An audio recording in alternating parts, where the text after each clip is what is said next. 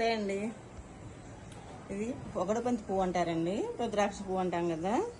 ఇవి బాగా ఎక్కువ పూసినప్పుడైతే నేను మాలగట్టి గుమ్మానికి వేస్తాను. ఇప్పుడు అన్నీ చిన్న సైజులో ఉన్నాయి కదా. మీరు వీటిని పెంచుకోవాలంటే ఎక్కడికైనా వెళ్ళినప్పుడు ఒక పువ్వు తెచ్చుకున్నారనుకో, ఇట్లా ఎండిపోయిన పువ్వు ఇలా వేసామంటే చాలండి, వచ్చేస్తాయి. మళ్ళీ పైన మట్టి పోయటం ఇట్లాంటివి ఏమి ఉండదు. నేను నేలలో వేసామంటే చాలు వచ్చేస్తాయి. మనకి చూడండి ఎన్ని మొక్కలు వచ్చినాయో. నేను ఎప్పుడైనా ఒక పువ్వు ఎండిపోయిన పువ్వు అట్లా వేస్తూ ఉంటాను. ఇవన్నీ మళ్ళీ వేరే కుండీలో పెట్టుకున్నాం అనుకోండి, చాలా బాగా వస్తాయి పూలు.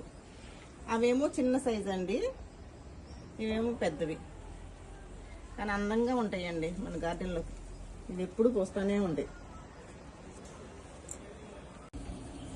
ఇవ్వండి మనకి బీన్స్ అయితే ఒక 5-6 కాయలు వచ్చినాయి. ఇవ్వండి 3, 4, 5 ఇంకా లోపలికి ఇవ్వండి ఇంకా ఉన్నాయి. ఇది ఒకటి, ఇంకా అటువైపు ఒకటి ఉన్నది. కోసుకుందామండి, ఈరోజు కూరకు సరిపోతాయి. ఇవ్వండి 1,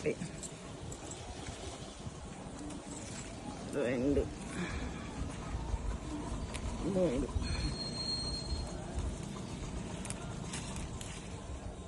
5. నేను బాగా ముదిరేదాకా ఉంచుతున్నాను. నేను గింజలతోనే ఎక్కువ చేసుకుంటాను కర్రీ.